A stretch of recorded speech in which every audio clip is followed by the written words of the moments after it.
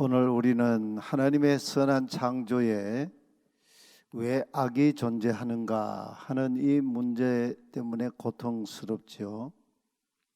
어제 아침 보신 창세기 2장 17절에서 하나님의 최초의 금지 명령, 이 창세기에 나오는 하나님의 이 명령은 어떤 의미에서 원형적인 토라라고 할 수 있습니다. 하나님이 인간에게 주신 최초의 하나님의 토라, 하나님 말씀.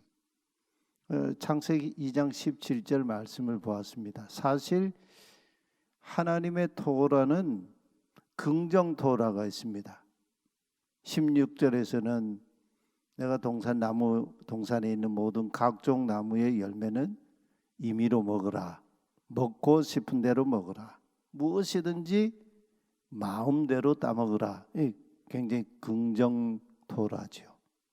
근데 부정 토라도 있습니다. 허용하는 토라도 있지만 2장 17절에서는 그러나 그리고라는 접속사로 시작하는데 의미상으로는 이 반대예요. 그러나 왜? 우라고 하는 접속사로. 나무로부터 무슨 나무요?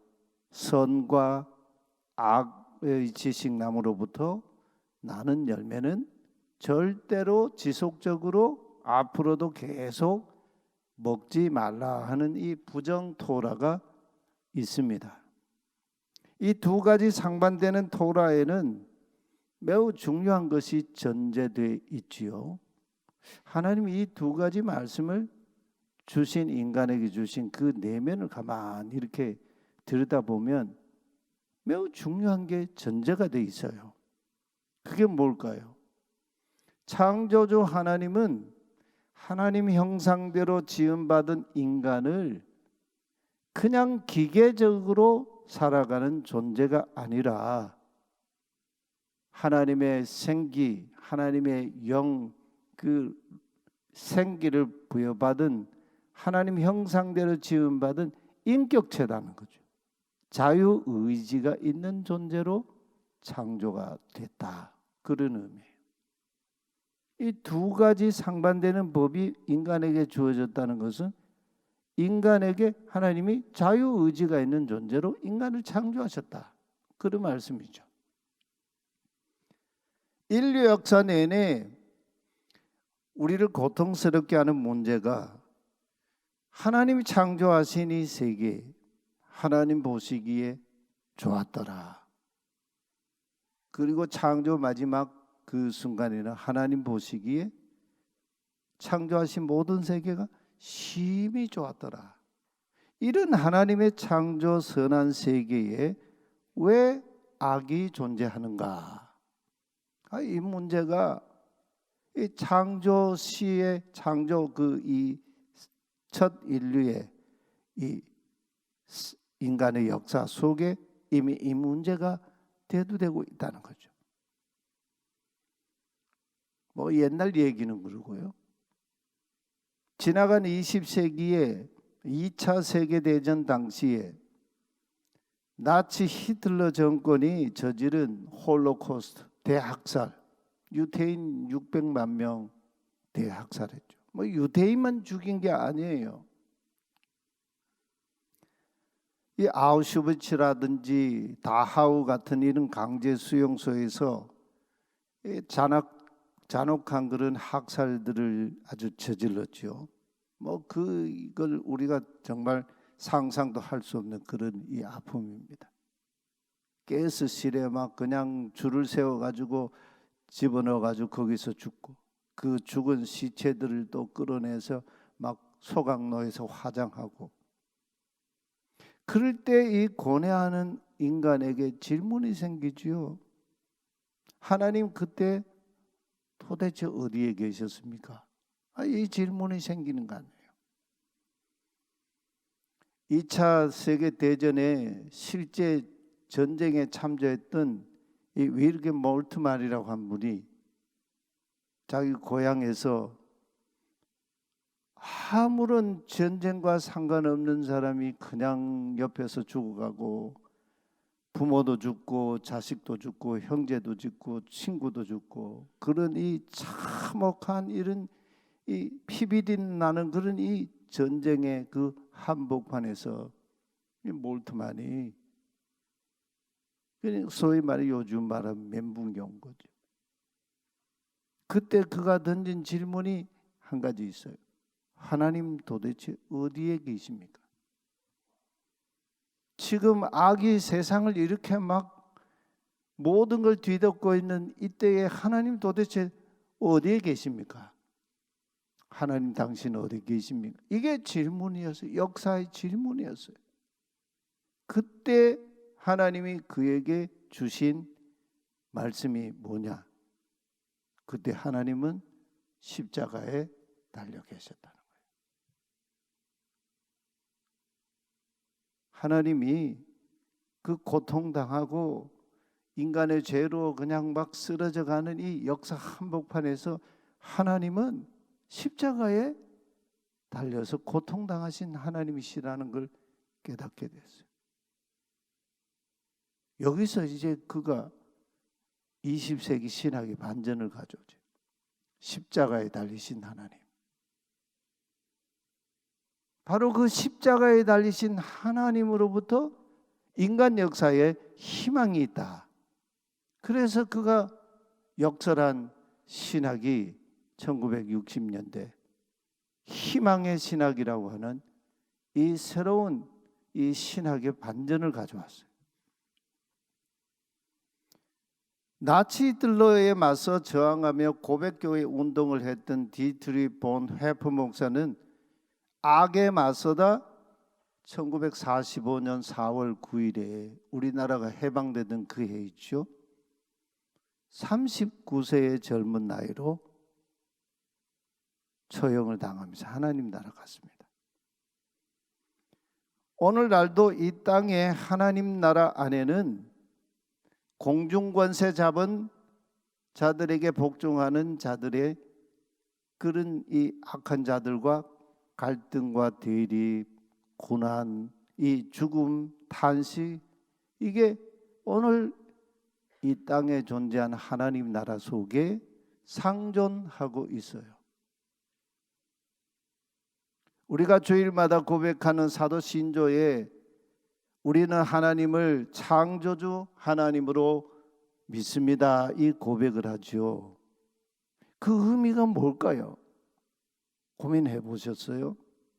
그냥 하나님은 뭐 창조주 하나님이시다.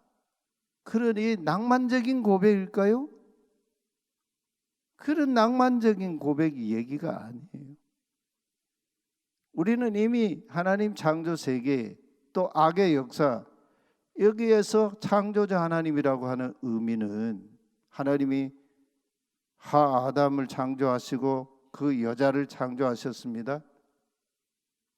그 의미가 도대체 하나님이 그들 창조하셨던 의미가 뭘까요? 하나님의 선한 창조 질서에 저항하고 적대하는 세력들을 향해 싸우며 하나님을 믿겠습니다. 섬기겠습니다. 이 선전포고가 창조주 하나님을 믿는다는 신앙 고백이에요. 우린 너무 낭만적으로 그냥 뭐 교리적으로, 이 교리가 아니에요. 실존적인 삶의 문제다는 거예요. 아주 처절한 영적 전투를 벌이는 신앙 고백이라는 걸 우리가 기억해야 합니다. 하나님 창조에서 가장 늦게 창조된 존재가 여자 이샤라고 어제 말씀을 드렸지요. 이 창세기 3장에서는 이 여자가 두각을 나타내는 존재로 등장을 하고 있어요.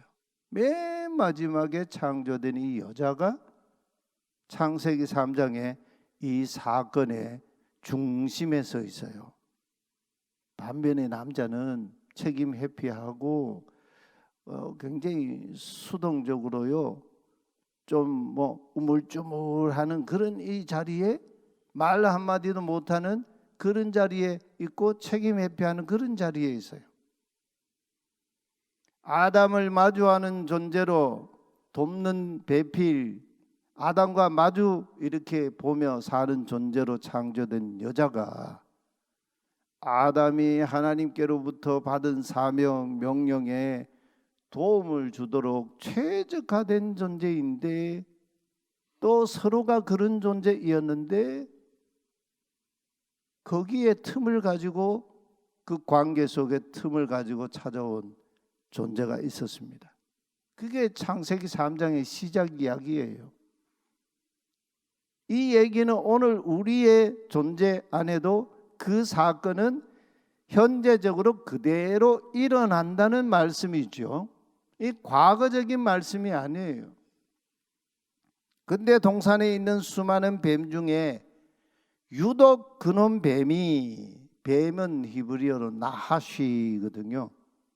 근데 나하시라고 하는 이 창세기 3장 첫 그 단어가 나하시라고 하는 이 뱀 얘기가 나오는데, 그 뱀에 그냥 나하시가 아니고 관사, 정관사 하가 붙어 있어요. 하 나하시.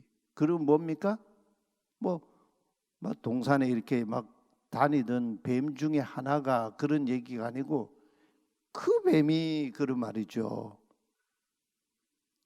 이 그 뱀이요, 하나님 창조하신 그 사람, 곧 하아담, 원어에는 하아담 관사가 붙어 있어요. 우리 성경 그냥 아담이 이렇게 나오는데, 그러니까 똑같은 이름이니까 막 헷갈리게 읽는 거죠. 이 하아담 그 사람이 아니라 가장 늦게 창조된 여자 이샤에게 아주 은밀하게, 교활하게 하나님 주신, 그들에게 주신 이 원형 토라의 말씀에 대해서 유혹을 시도했습니다. 창세기 1장 3장 1절에 그리고 왜, 그리고 앞에 얘기들 1장 2장의 모든 얘기를 다 받고 있는 접속사지요. 그리고 그놈 뱀이, 웬 하나하시, 그놈 뱀이라는 말로 첫 시작을 하고 있어요. 근데 그놈 뱀이 하나님 창조하신 에덴 동산에서 가장 교활하더라, 간교했다 그랬습니다.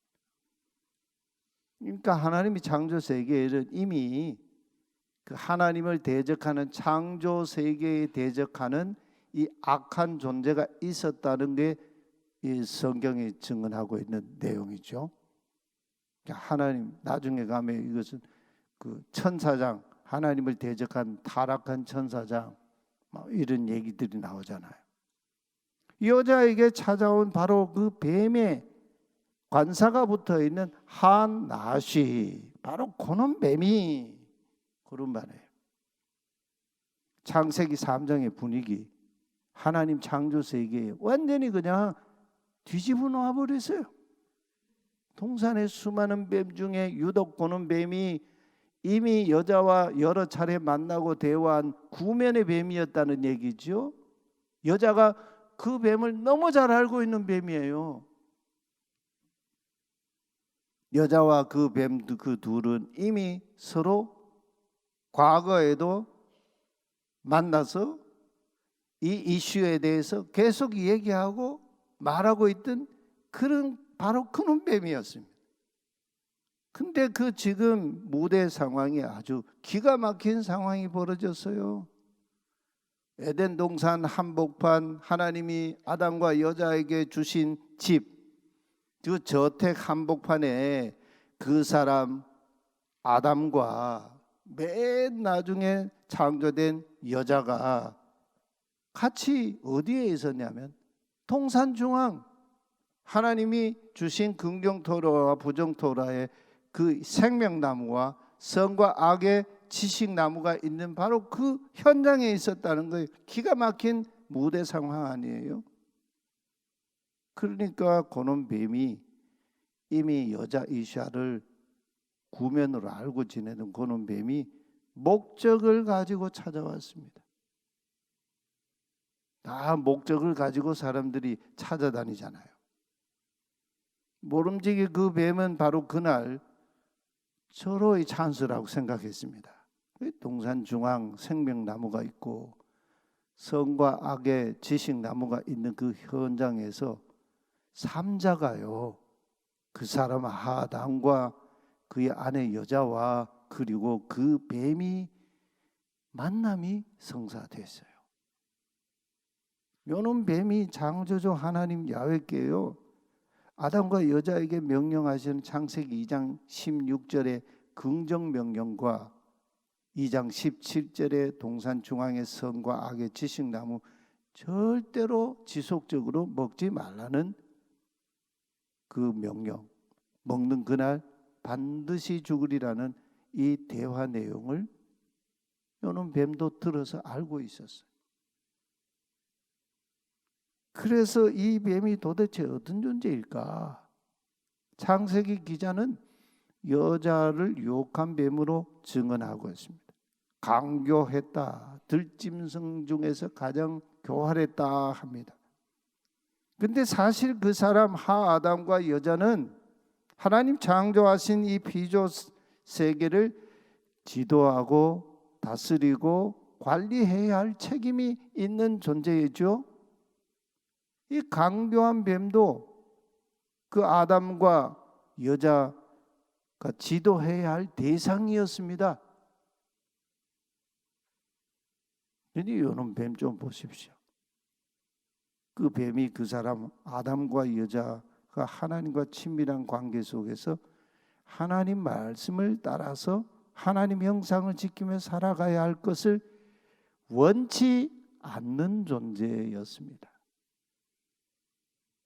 자, 창조 시의 이 첫 인류 아담과 여자에게만 이 강교한 뱀이 하나님과 그들 관계 그 사이에서 살아가는 걸 부정하게 하는 그런 뱀이 있을까요? 오늘날도 우리에게도 똑같은 뱀이 그대로 존재하고 있어요. 항상 내 안에 그게 존재하고 있어요. 내 곁에요. 요 뱀이 하는 말 가만 보십시오. 하나님께서 아담과 여자에게 주신 명령, 그 말씀에 대해 매우 불만스러워했습니다.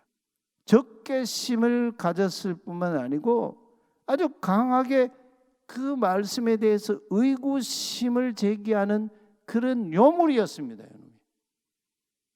신약 성경에 가면 바로 그 뱀을 하나님 대적한 천사장 사단이라는 것이 드러나죠. 예수님께서 요한복음 8장 44절에 그 예수님을 대적하는 유대인들을 향해 너희는 너희 아비 마귀에게서 났다 이렇게 말씀하시죠. 야, 유대인들 이 사람 누굽니까? 하나님 잘 믿는다는 사람들 아닙니까? 근데 하나님은 그들에게 너희는 너희 아비 마귀에서 난 자다. 너희 아버지의 욕심대로 너희도 행하고자 하느니라. 너희 아비 마귀 사단의 욕심대로 너희도 행하고자 하는도다. 마귀는 처음부터 살인한 자요 진리가 그 속에 없으므로 진리에 서지 못하고 거짓을 말할 때마다 제 것으로 자기 말로, 하나님의 말씀이 아니라 자기 말로 말하나니 이는 그가 거짓말쟁이요 거짓의 아비가 되었음이라. 아주 예수님이 명확하게 말씀하시죠. 요 뱀은 현대 사회를 한때 포스트 모던 시대라 그렇게 우리 인간을 막 20세기 인류를 막 몰아갔습니다. 이 포스트 모던 시대는 우리가 다 그 시대를 겪어온 사람인데 뭡니까? 상대화시키는 거죠. 절대 진리가 없어요. 절대자가 없어요. 모든 인간을 다 상대화시켜요. 질서를 다 뭉개뜨려 버려요. 하나님이 세우신 역사의 그 질서가 있는데 그거 다 그냥 뭉개뜨려 버리죠. 이게 포스트 모던 사회 아니에요. 상대화 시켜버린 거죠. 아버지 자식의 관계도 달라져 버리고 선생과 제자의 관계도 달라져 버리고 모든 걸 다 그냥 상대화 시켜버렸어요. 오늘날은 포스트 트루스 시대이죠. 탈진실 시대. 요즘 사람들은요 진실이냐 아니냐, 거짓이냐, 팩트냐 팩트가 아니냐, 아무 관계 없어요. 상관없어요. 내 원하는 대로, 내 맺고 싶은 대로, 진실의 문제는 관심도 없어요. 이게 오늘 우리 시대 포스트 트루스 시대, 탈진실 시대. 이게 다 사단의 역사예요. 창세기 3장에 고는 뱀, 바로 창조 세계의 포스트 모던의 그 존재였고요. 포스트 트루스적인 존재가 바로 요 뱀이었어요. 사실 오늘 이 시대를 포스트 트루스 시대다 이런 얘기하지만, 이 창조 시에 에덴 동산에서 벌써 고는 뱀이 그때도 있었어요. 시편 19편에 다윗의 시편이지요. 다윗이 이런 얘기를 고백을 합니다. 야훼의 토라는 완전하여 우리의 영혼 생명, 우리의 네페시 영혼 생명을 소성케 하고, 우리의 생명도요, 소성되는 생명이 있고 죽는 생명이 있어요. 야훼의 증거는 확실하여 우둔한 자를 지혜롭게 하고, 야훼의 교훈은 정직하여 우리 마음을 기쁘게 하고. 하나님 말씀이 있는 사람은요, 마음이 기뻐요. 샬롬이 있어요. 근데 불안하고, 내가 막 주장을 하는데도 불안하고 편하지 않는 것, 이게 하나님 말씀이 아닌 거죠. 또 야훼의 계명은 순결하여 눈을 밝게 하도다. 진짜 누구를 보게 합니까? 하나님 보게 하고, 이 시대를 제대로 보게 하고. 그 눈 밝은 사람들이 누구예요? 예언자들 아니에요? 예언자들. 그 시대의 예언자들 아닙니까? 그런데 창세기 3장의 이 에덴 동산 이 사건 현장에 3자, 그 아담과 여자와 그리고 그 뱀이, 다윗과 같은 이런 고백이 그때 그 사건 속에 없었어요. 그 뱀의 유혹에 그만 마음이 틈이 갈라지고 마음이 뺏기고 말았어요. 그 뱀이 아주 주도면밀하게 접근을 하지요. 하나님 말씀에다가 자신의 거짓된 말을 일부 추가시켰습니다. 또 어떤 부분에서는 하나님 말씀을 일부러 의도적으로 빼먹어 버렸어요. 하나님 말씀을 또 왜곡시켰어요. 그러니까 이 요한계시록 맨 마지막 장에 가면 이 계시의 말씀에 빼는 자와 더 첨가시키는 자 다 하나님 나라와 상관없다, 이 말씀이에요. 창세기 말씀하고 똑같은 상황이 계시록의 마지막 그 결론으로 주어지고 있잖아요. 오늘날의 비일비재하게 일어나는 죄악의 사건들의 전형입니다. 마귀의 전형적인 수법이에요. 오늘 우리 사회 각 분야에 이런 말 저런 말 왔다 갔다 하는데 한번 가만 보세요. 하고 싶은 말만 해요. 해야 되는 말은 뒤에 다 감춰버린다는 거예요. 이게 다 마귀의 수법이에요. 이 뱀이 뭐라 그럽니까? 각종 나무의 실과는 내가 먹고 싶은 대로 마음껏 먹으라고 하신 이 하나님의 말씀을요, 뭐로 바꿉니까? 뱀이 찾아와서 여자에게요, 하나님이 참으로 또 더 막 부사를 갖다 붙여요. 동산 모든 나무의 열매를 먹지 말라 하시더냐. 질문 자체가 틀렸잖아요. 예. 마치 하나님을요, 억압적인 명령을 주신 분으로 왜곡 부각시키고 있어요.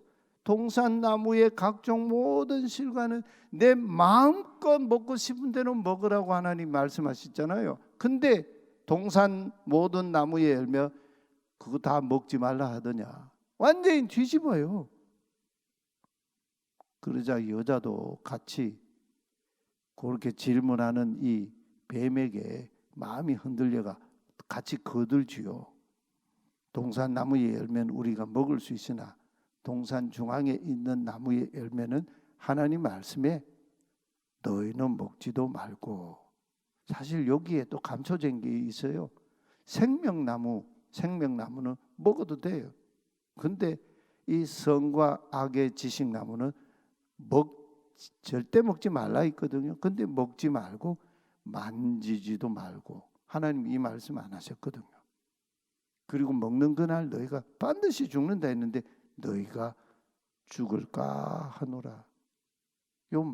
사단의 뱀의 요 말을 듣고 완전히 하나님 말씀이 그냥 흐려진 거죠. 뱀은 정반대로 말합니다. 너희가 절대로 죽지 않는다. 그 대신에 눈이 밝아져 하나님처럼 된다. 전부 가짜죠. 여자는 그 뱀의 의지와 소원 아래 그만 자신을 종속시키고 맙니다. 나아가서 뱀이 한 거짓말에 확신으로 받아들이지요. 그 뱀은 집요하게 하나님 말씀에 대해 고의적으로 궁극적인 반역을 부추깁니다. 창세기 2장 17절에 정면으로 부정하게 하죠. 우리는 여기서 질문을 해볼 필요가 있어요. 하나님이 왜 아담과 여자에게 이 2장 17절에 그 선과 악의 지식나무의 열매 먹지 말라는 이 금지 토라를 왜 주셨을까? 아담과 여자, 우리 인간을 속박시키려고 주신 것일까요? 아니에요. 하나님 창조 세계의 지도자, 관리자, 다스리는 자의 그 위임받은 특권을 제대로 잘 수행하기 위해서 주신 하나님의 법이에요.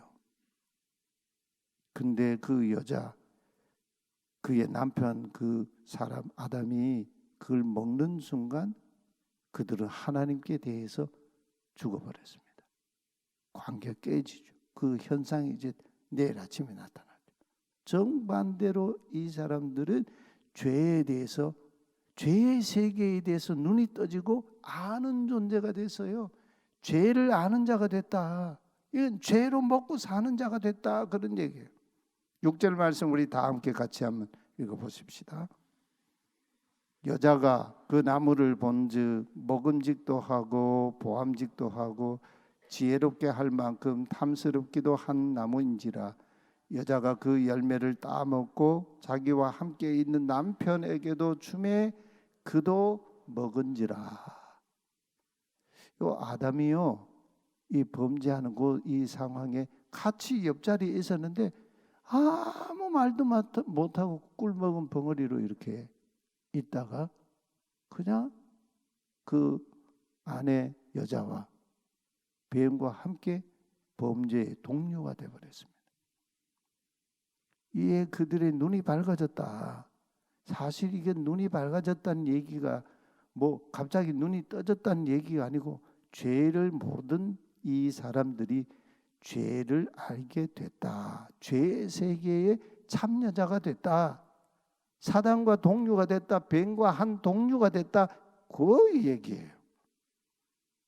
그러고 나니까 뱀과 한 동료가 되니까 하나님과의 관계가 깨지니까 하나님 앞에 자신이 어떤 존재가 돼요?